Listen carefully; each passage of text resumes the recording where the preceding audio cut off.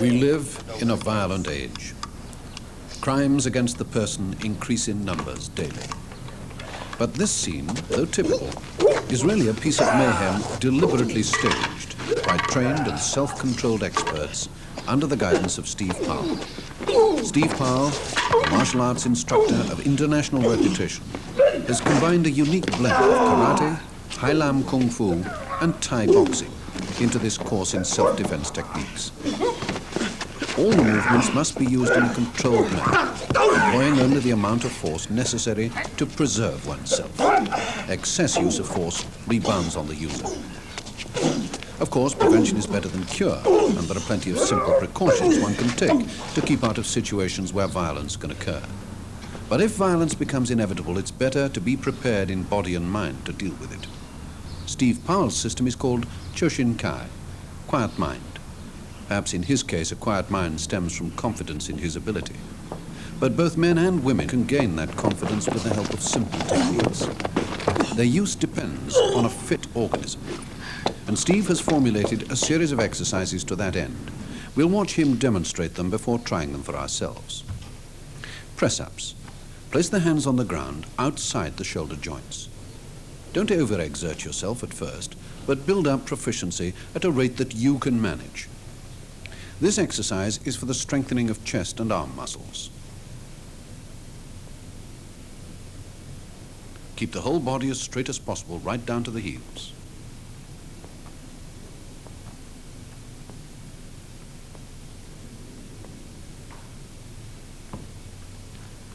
Now, a variation in which all the weight is taken on the first two knuckles of either hand.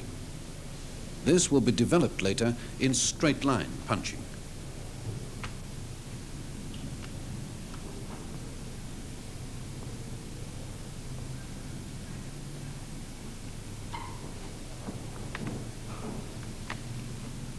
Shoulder circling to loosen the shoulder joints. Note that in all these exercises, Steve starts slowly and then accelerates as he goes on. There's no sudden violence to the organism.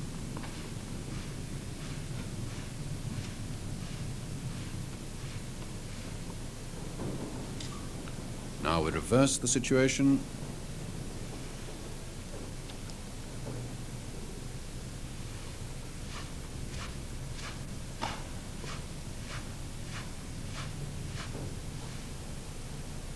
Chest stretching does precisely that. It extends the chest muscles. Later, we shall see how useful this can be in reverse elbow strikes. Arm extension. The snap straightening of the elbow lends force to the punch.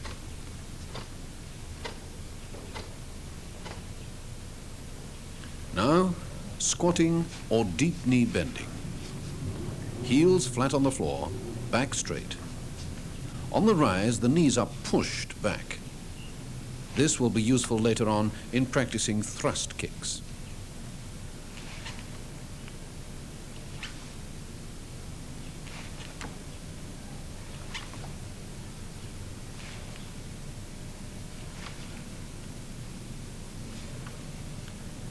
Repeat the process with the hands on the hips. But remember to lock those knees back.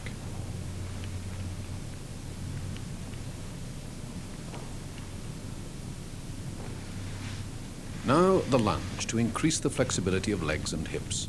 The bent forward knee must be directly over the toes and the back leg held straight. The whole of the inner edge of that back foot must be in contact with the ground. Back leg straight, knee over the point of the toes.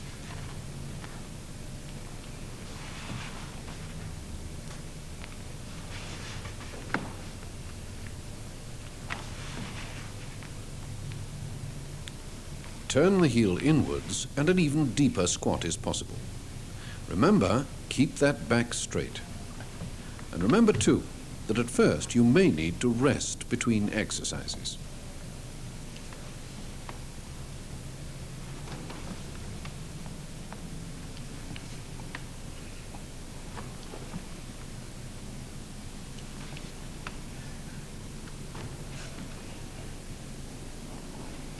In In this exercise, we point the feet straight forward with the legs well apart. Now get down as far as possible, then arch back. A very good exercise for the hamstrings and the lower back muscles.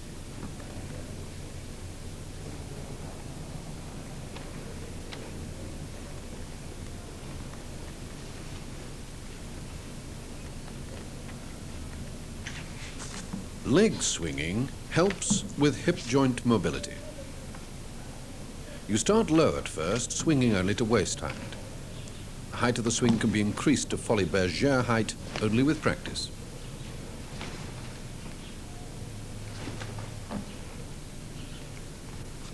Now the other leg.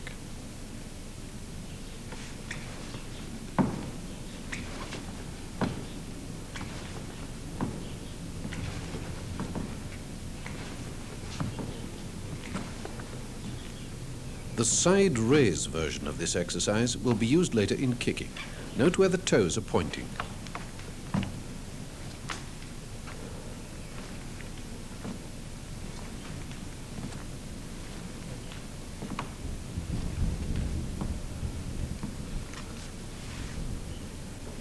You are in effect kicking with the outside edge of the foot.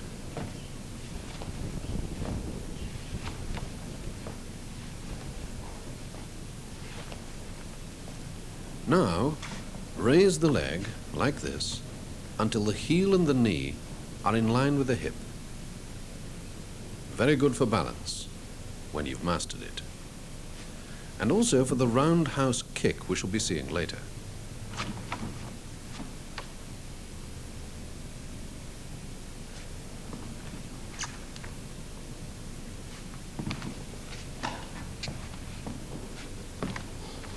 And now, we can join in practice with Steve Powell's pupils. Press-ups, hands shoulder width apart, keeping your back straight, lower your chest to the floor. 1, 2, 3, 4, 5, 6. Knuckle press-ups, the first 2 knuckles next to your thumb. 1, 2, 3, 4, 5, 6. Stand up. Shoulder circling backwards in your own time.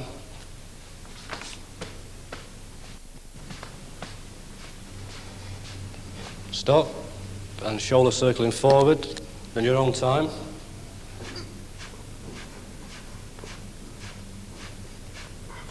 Stop. Chest stretches to the count. 1, 2, 3, 4, 5, 6, 7, 8, 9, 10. Elbow extensions. 1, 2, 3, 4, 5, 6, 7, 8, 9, 10. Lunges. Put your left leg forward and lunge. 1. Keep your feet in the same place, change to the other side. 2, 3, 4, 5, and 6.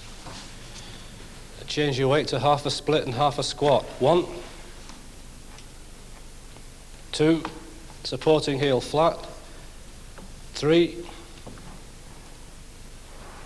4, 5, 6. Stand up. Legs apart. Hamstring stretch. 1. Arch back. 2. Arch back. 3. And back. 4. arch back, 5, back, and 6. Okay, place your right leg back, leg swings, exercise the hip joint. 1, 2, 3, 4, 5, 6. Place your left leg back, leg swings. 1, 2, 3, 4, 5, 6. Okay, face the front. Side raise. 1, 2, 3, 4, 5, 6. And with your left leg. 1, 2, 3, 4, 5, and 6. Roundhouse shape, knee and heel on line with your hip. 1, 2, 3, 4, 5, 6. Face the front. That completes the warm-up exercises. Your body's weapons. The 2 knuckles next to your thumb.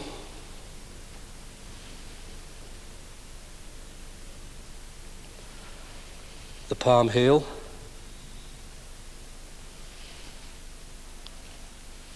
The side of the hand.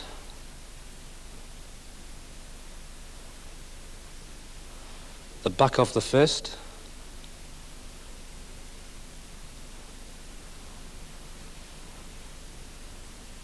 The base of the hand.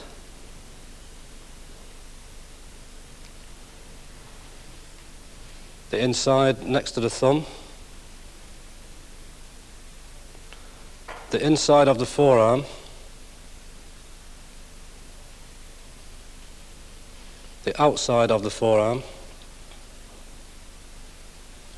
The tip of the elbow.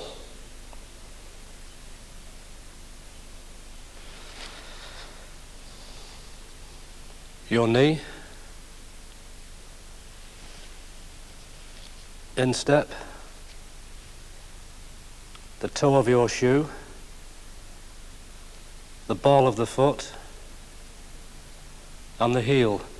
All can be used as weapons for self-defense. These are your own personal body weapons. We'll deal first with the basic fist. Curl your fingers in tight, especially the small finger, as this is weakest. The thumb covers the first 2 fingers. And clench. The first basic exercise punch to develop power in the punch. Place your hand on your hip, palm uppermost. This is an exercise punch for building power. Brush the sides of your body with your arm, extend, and on completion of the extension, turn your palm down. The striking point is the 2 knuckles next to your thumb, making sure that these 2 knuckles are in line with your forearm. Also making sure the back of the fist and forearm are in line. Striking this way, you can damage your wrist. Striking this way, you will hit with the soft part of the hand and not the hard knuckle. So keep the forearm straight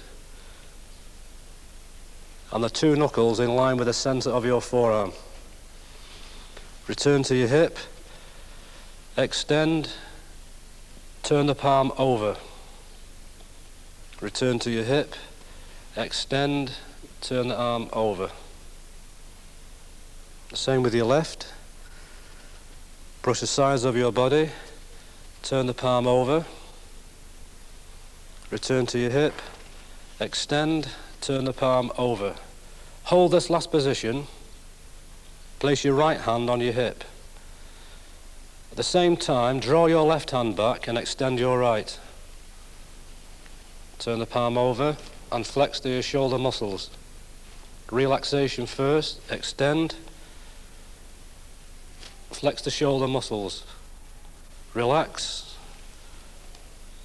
tense, relax, tense. The faster you pull the outward hand back, the faster your punching hand will travel. Relax, relax, relax. To bank more force in the punch, you must utilize the hip, chest, and shoulder. Just extending the hand is only using the tricep muscle. We want to bring into the punch the heavy shoulder muscle, chest, and hip. Place your right side back, extend and turn the body, placing the body weight behind the punch. Right side back, push forward. Extend your left hand, right side back, pull back quickly and rotate the body forward fast. Pushing the body forward.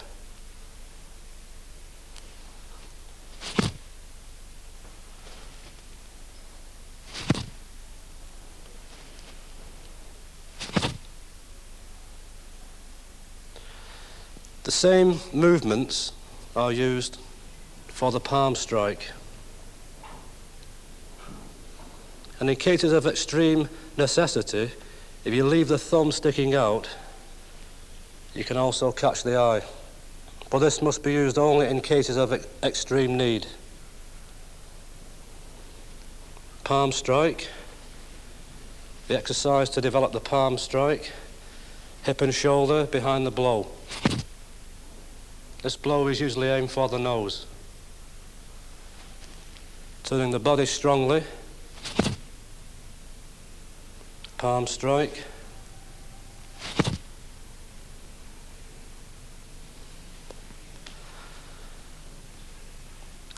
The base of the hand, called the hammer blow, can be used in a downward motion against the bridge of the nose. Can be used in a thumping movement down to the groin, and can also be used as a side movement against the bridge of the nose. Snapping force of the elbow plus the weight of the arm travelling and a body twist combines three kinds of energy. To recap, the elbow snap, the arm weight, and the body weight twist. So striking sideways on line with your own nose. Don't lift and then extend. Rather try and whip the arms forward quickly. Don't place the blow there, throw it, okay? Turn the body.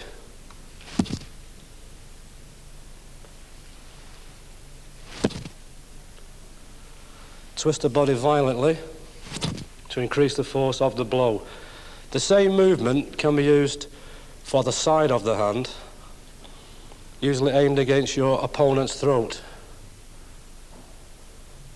Again, this one must only be used in extreme cases. Side strike with the blade edge of the hand to the throat. The relaxation on your right side, turn the body quickly and whip to the throat. Relax, whip to the throat. The back fist can also be used for attacking an opponent who is stood to your side. This is usually aimed at the nose or the eye sockets. Turn the body strongly, arm power and elbow snap.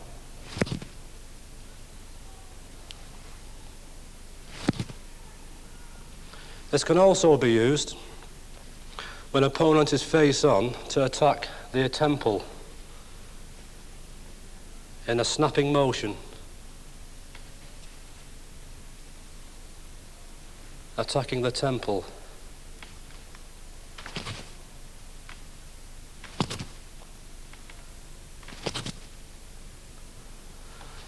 Also for a side attack, the outside of the forearm can be used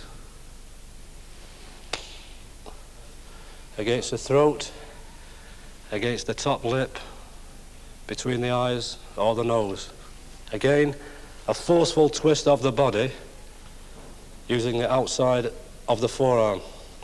The inside of the forearm can also be used to attack against the throat.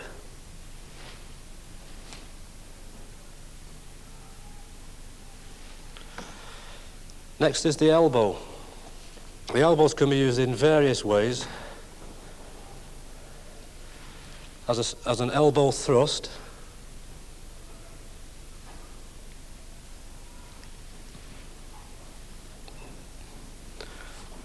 try and utilize the shoulder muscle for this one.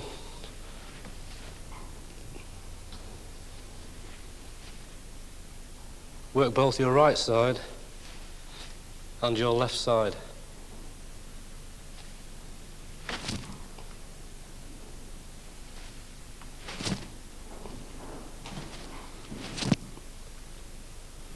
From a side view, pushing the shoulder muscle forward as you strike. This one can be aimed at the throat, philtrum, or anywhere on the face, using the bone of the elbow.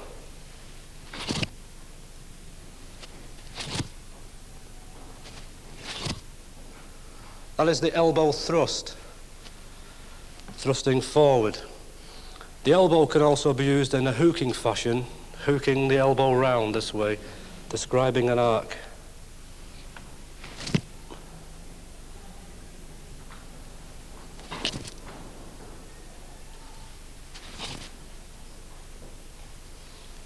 An uppercut, usually aimed to the jaw.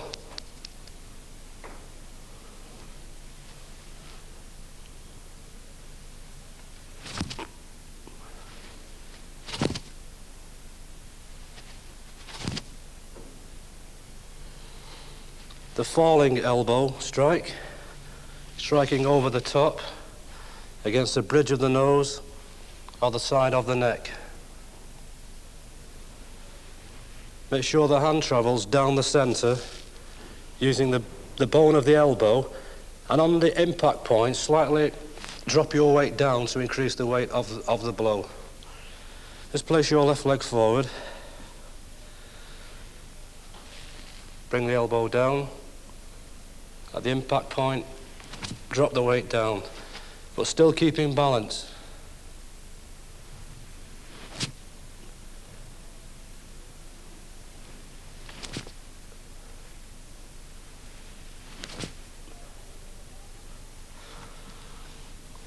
Side strike, similar to the exercise shown previously. Side strike. To increase the power of the blow, a body turn would help increase the power. Jerk the elbow back.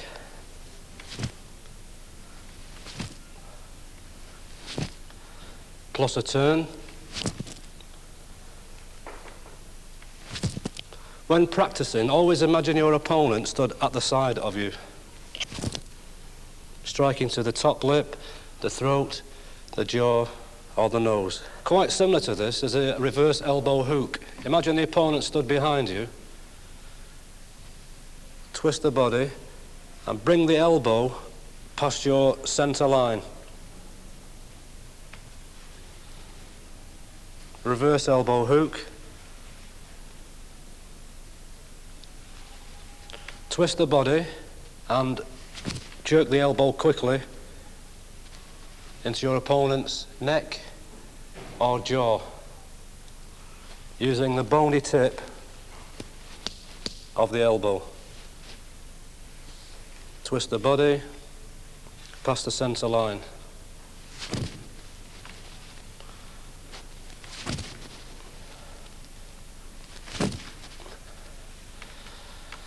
If somebody stood very, very close, besides the reverse elbow hook, you can also use the reverse elbow thrust, usually aimed for the solar plexus. Thrust the elbow back. To increase the power, twist your right side back and shift the body weight back by a slight backward step on your right foot. Increase the backward body movement plus the twisting of the body. So, twisting the body, body weight shift, thrust the elbow.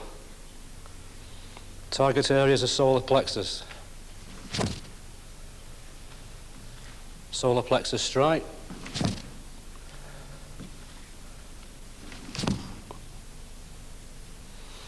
Okay, so for the elbows, you can thrust, you can hook, you can uppercut, falling elbow strike, side elbow, reverse elbow hook, and reverse elbow thrust. Just going back to the hand, we've shown all these side movements with the back fist, the hammer blow, and the blade. This time using the inside of the hand, called the ridge hand strike. This is not a very strong area of your own hand, so it's always aimed towards a soft spot, such as their throat. Just a natural swing. Leave the elbow slightly off the lock to lessen the tension on the elbow at the moment of impact. Ridge hand strike.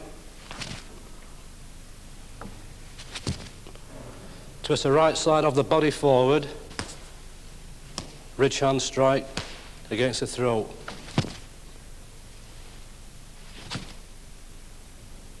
Other parts of the hand are the tips of the fingers, called finger jabs.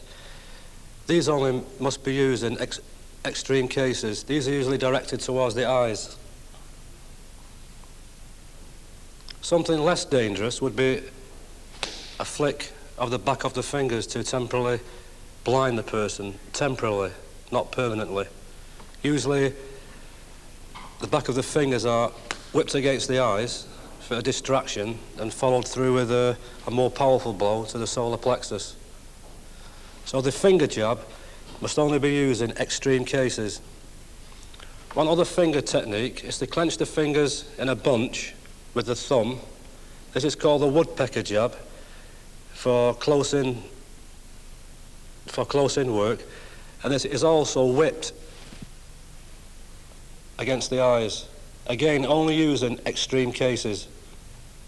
So attacks to the eyes with the fingers is a straight finger thrust against the eyeball, and clenching the fingers with a flick of the wrist and elbow power. This is usually also used against the eyes. One last one is a variation on the clenched fist. Just curl the fingers in halfway, squeeze the thumb tightly against the side of the hand, and the striking area this time is under the middle knuckle. Remember, on the fist we used the strong knuckles. This time we use the middle knuckles. The same body technique is used, pushing the body forward, twisting the hip and shoulder for more power, and this attack is usually thrust against the windpipe. Again, this is a very dangerous technique.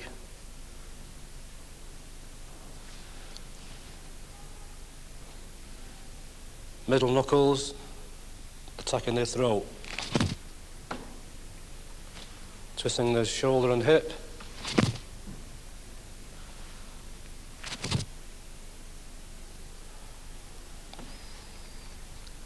Use of the knee. The knees can be used to attack the inside and outside of the thighs. The inside and the outside to deaden the thigh muscles. Using the tip of the knee, Can also be used against the groin, the solar plexus, and for closing work, grabbing your opponent's head, pulling the head down at the same time as you drive the knee into the face. This is the front knee kick. One is a rising motion against the groin, and one is a thrusting motion, thrusting the hip forward. So one comes in an arc against the groin, and one is driven straight. Imagine an imaginary tube in front, and try and jam your knee in the opening. This makes sure that the energy of your knee kick is going straight forward. So pushing the knee and hip forward. Also, using the top part of the knee can be used for a round knee kick, usually aimed against the ribs or the solar plexus. A twisting motion of the hip, twist on the ball of your supporting foot, push the hip round quickly in a circular motion, and drive the knee round.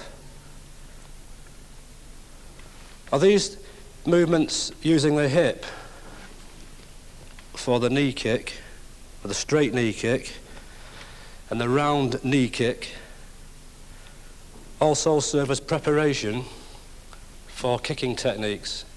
The first one is the front kick. The striking area can be the heel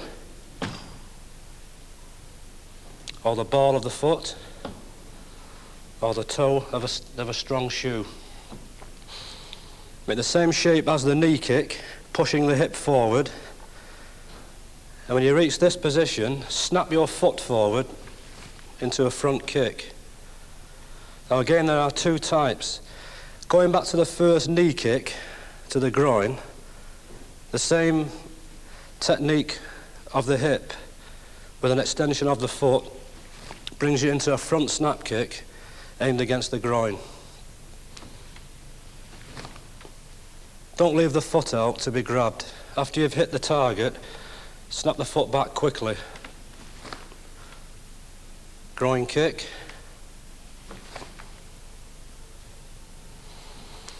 Pushing the hip forward. This is a front thrust kick. You can use the ball of the foot or the heel driven in like a lower pelvic area. Snap kick first, ball of the foot, and the front thrust kick using the heel.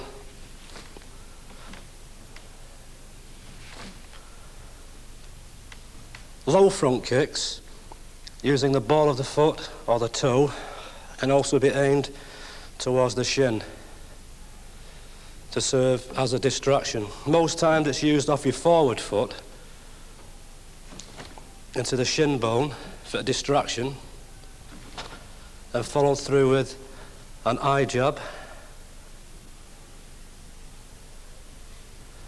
So there's the front shin kick, followed through with an eye jab. Just a side view. Shin kick, eye jab. Not done as a 1-2 movement, but try and make the beats a 1.5. A distraction to the shin, and you can follow through with your bigger techniques.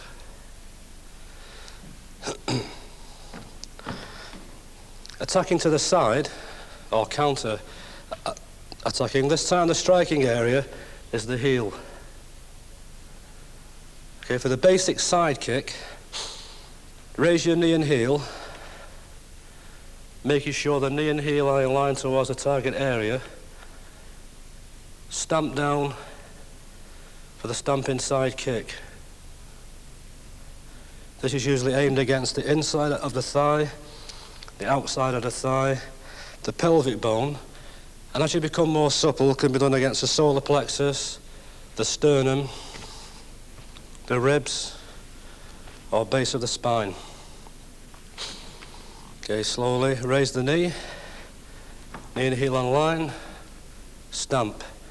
When reaching the impact point, lower the body weight down by bending your left leg, adding more body force to the blow.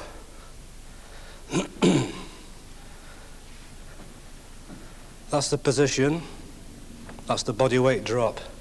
Try and coordinate these two for more power.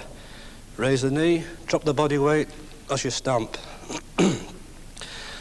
You don't hold your knee in this position to telegraph the kick. As soon as you reach this position, you must stamp down. The side kick.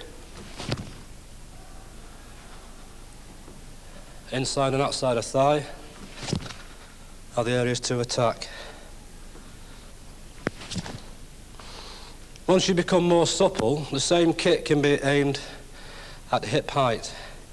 Doing this side raise exercise will help increase the mobility of your hips. The side thrust kick. Always start at knee height and gradually increase as you become more supple. Stamp the heel onto the ribs, solar plexus or pelvic area. Pushing the hips with the kick. Push the hips with the kick. Quite similar to the movement used in this circular knee kick. This time using the instep or the lower shin.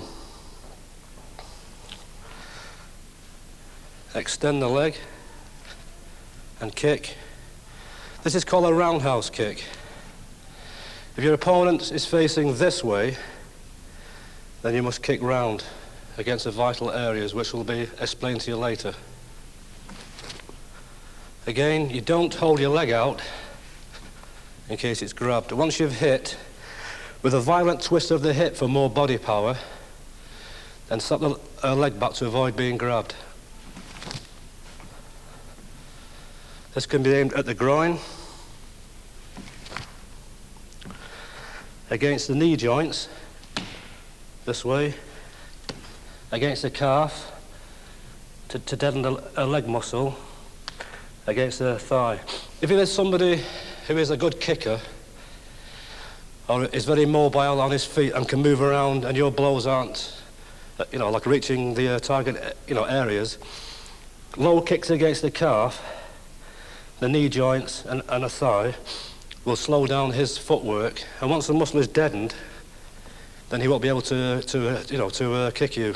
Okay, so all kicks this way, especially for self-defense, are best kept low against the leg area, calf, knee, thigh. Or if he's facing the other way, attacks to the groin. These will be explained in more detail later. Okay, so twist the hip and snap.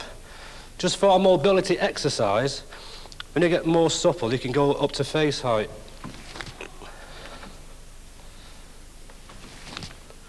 And sometimes we've done it in ones or twos as an exercise to increase the strength of the hip muscle.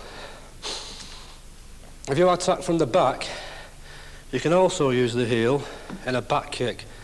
This is quite similar to the side kick. You raise your knee and heel and stamp backwards against the knee joint or against the pelvic area. Always start off low. As you become more supple, raise the height of your kick. The back kick.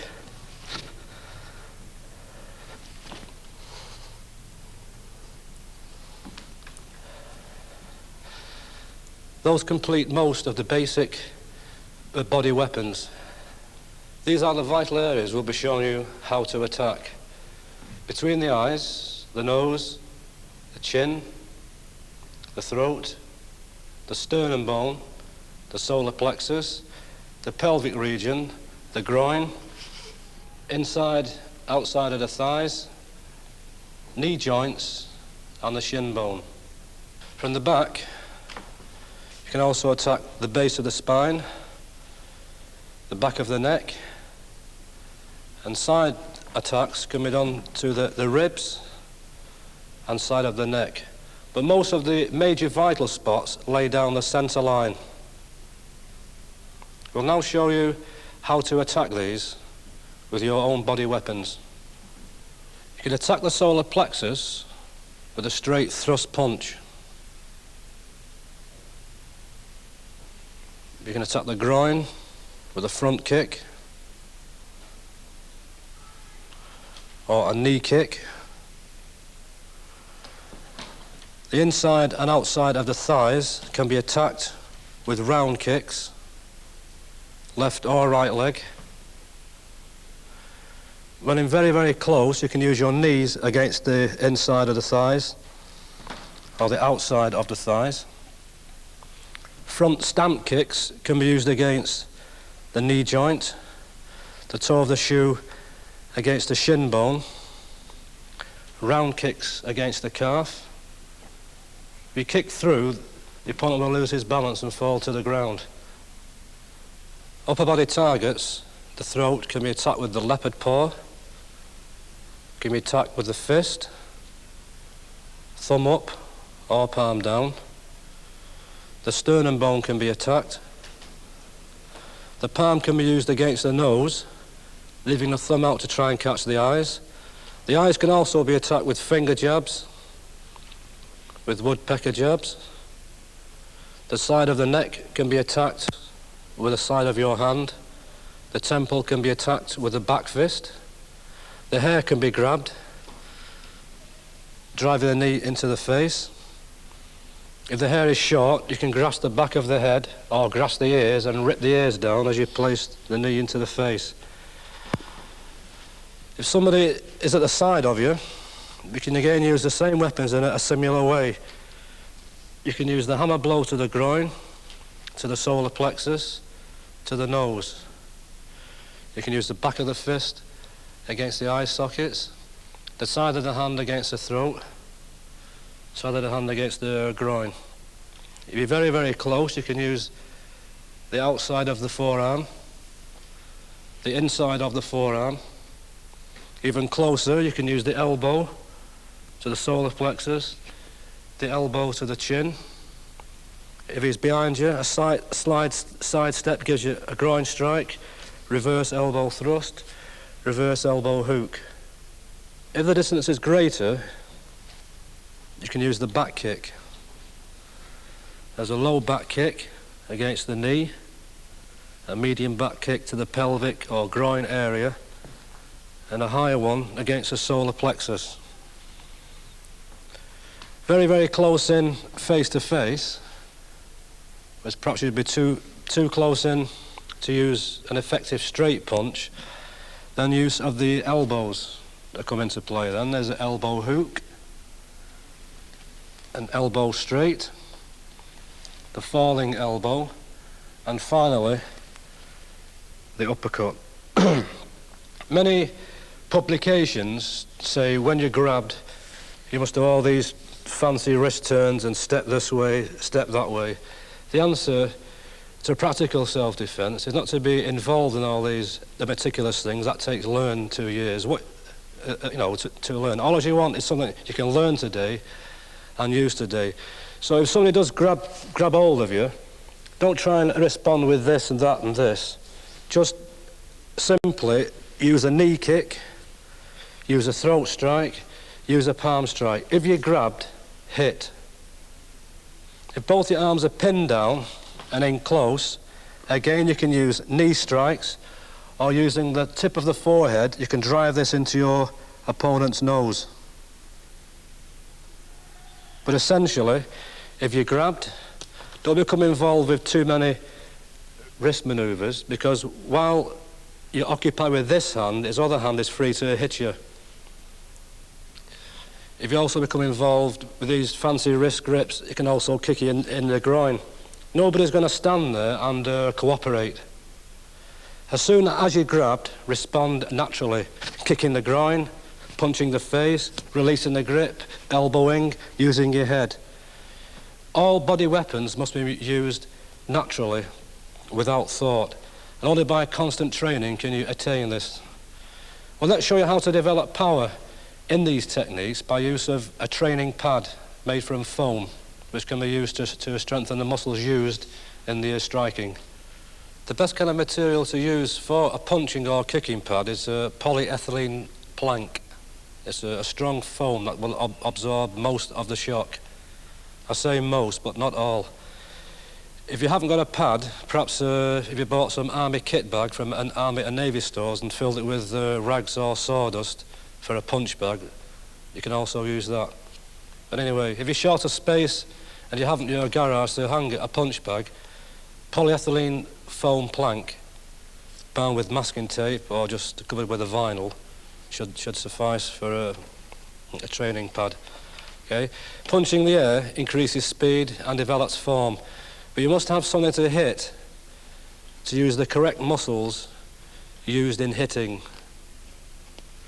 We'll just go through a short session of about 4 or 5 repetitions of some of the basics. The rest you've learned, you can practice yourself.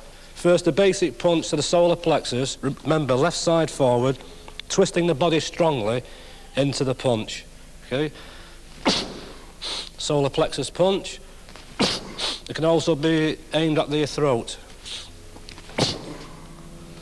Palm heel to the nose.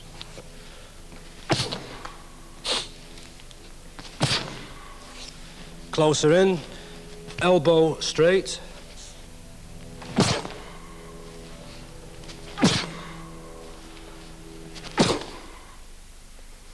Placing the pad at a 45-degree angle for the rising knee kick against the groin.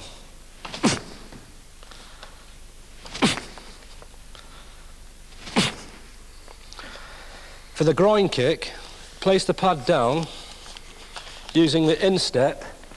This is aimed against the groin or the pelvic bone.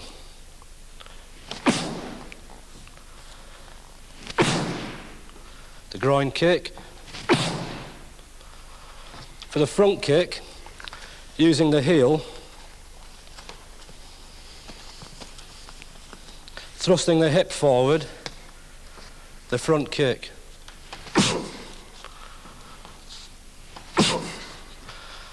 The roundhouse kick, using the instep and the lower shin.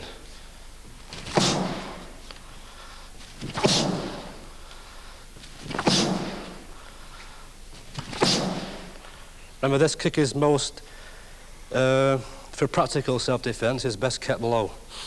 The side thrust kick,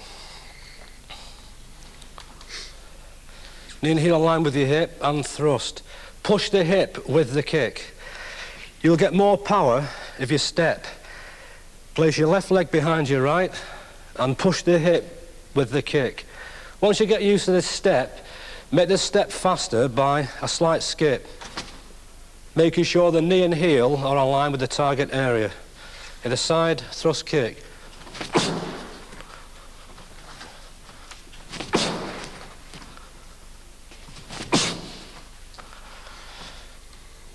Most of these techniques can be practiced. Side back fists, ridge hands, hammer blows, etc.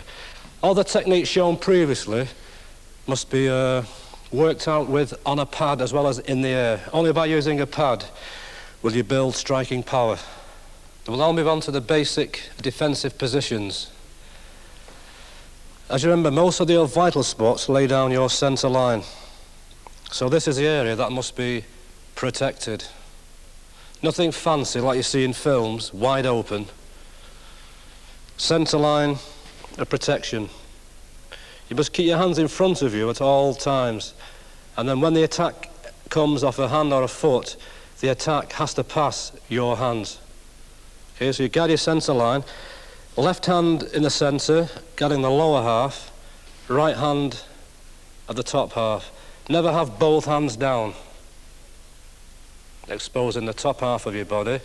Never have both hands up, exposing the lower part of your body. Never have your hand back on your hip in an actual situation, exposing part of the body. Even when you punch, elbow, our hand must always be in the centre. Okay, there's two positions, left hand low, right hand high. Or the reverse, right hand low, left hand high. Okay, so having covered the vital spots, the only way an attack can get through now is through 4 gates. 1, 2, 3, and 4. If an attack should pass through this gate, you can use a slap block against a straight punch, or a cutting motion against the punch. If an attack comes low, you can use this motion to ward off the attack, or a slap. The same for the right side, slap, cut, slap, cut. When one hand is low, the other one stays high. Okay? When one hand is high, the other one stays low. Obviously, most of the attacks done in the street will not always involve the straight punch, but we'll just go through those first, and then we'll describe defensive measures against uppercuts, hooks, etc. Okay, so we'll deal first with a straight line punch. This is a thrusting punch, can be used by somebody who's done some boxing against the straight punch. Okay, straight punch into the face. When the punch goes for the face, just snapping the head back means it's missed. Using first holding this position, that the strike would have been a hit. Just move the head back. If he can't touch you, he can't hurt you. Okay, so when he jabs to the face, snap the head back. When he jabs to the face, move on the inside, let the punch go over your shoulder. Or move on the outside, let the punch go over your other shoulder. This is without using blocks, just by using the head, bobbing it and weaving. Okay, the first one, snap back. Second one, move on the inside. Third one, move on the outside. Practice these in your own home. Next, using the blocking techniques, attack into the same area using a slap block. A slap block. Next time, use a cutting block. Cutting block. Cutting block. Attacking low, a cutting block. Attacking low, a slapping block. Now these same movements can be used in quite a few situations. If you keep the angle roughly 90, the structure of the arm is stronger. And use the area just below the elbow as a blocking area. Don't use near the wrist. This can be forced back. If you use the place below the elbow, the body dynamics make the frame stronger. Okay, so first one, against an uppercut to the body, just using the cross guard with a slight turn puts the arm in the way of the blow.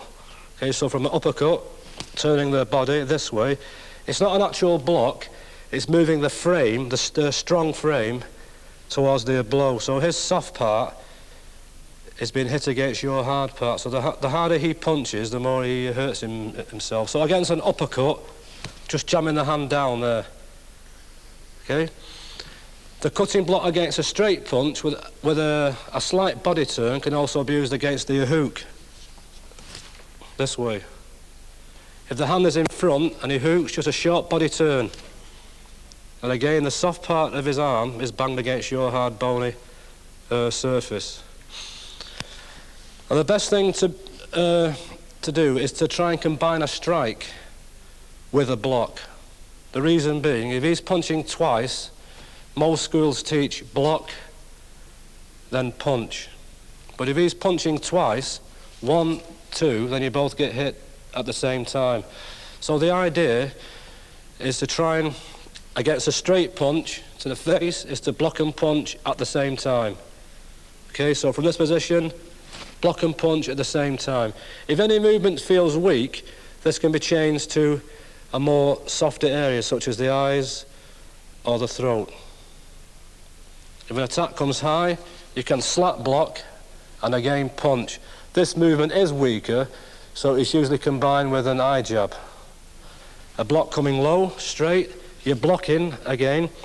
Turn the right side forward as you block to increase the power of your punch.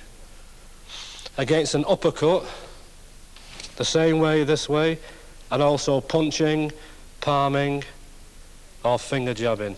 Any of these techniques, when he's stunned, can be followed through with elbows, side hits to the neck, groin kicks. We'll show you one or two counters, but then you must experiment and find your own technique. Against the hook, again combined with a punch. And straight off the block, the blocking arm can also follow through with punches to the face, hammers to the nose, eye jabs, palms. You must try and work with a combination.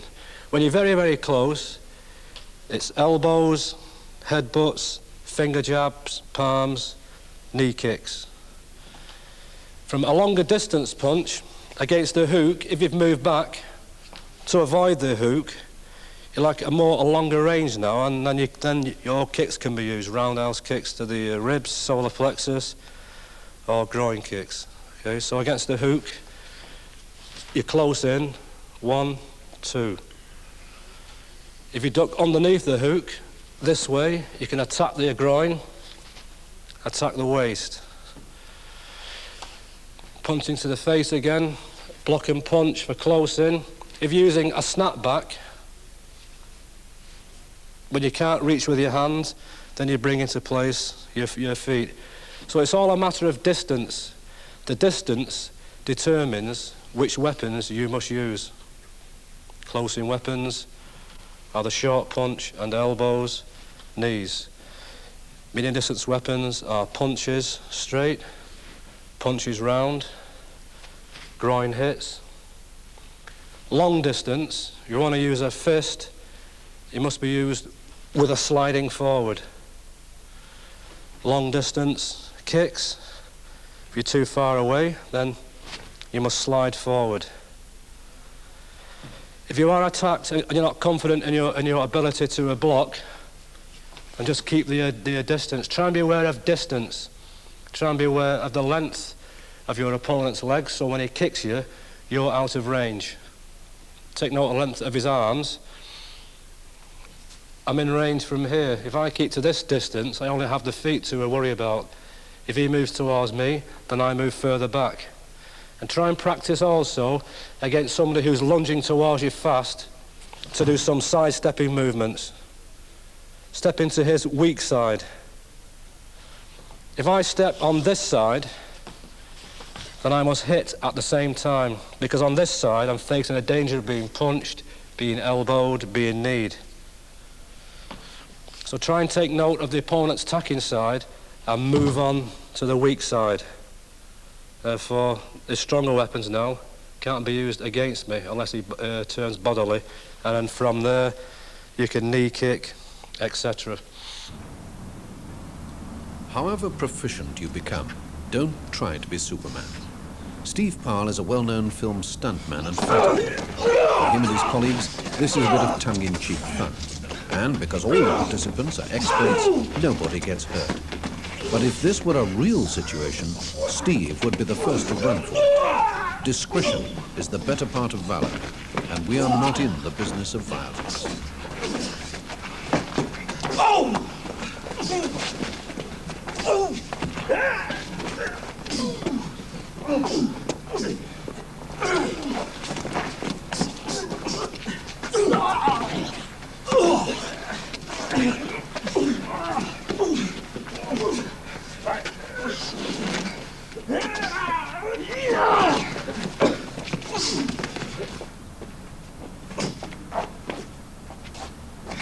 Hey, Jesus.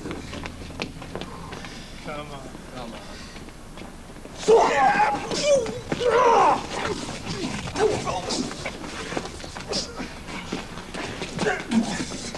It's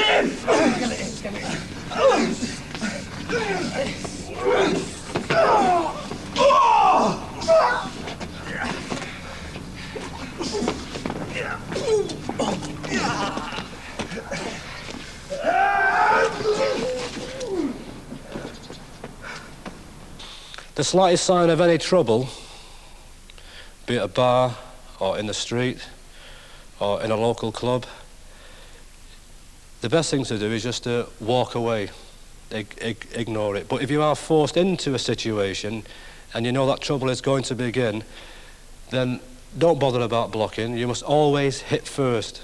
Self-preservation. After all, man's best hobby is breathing.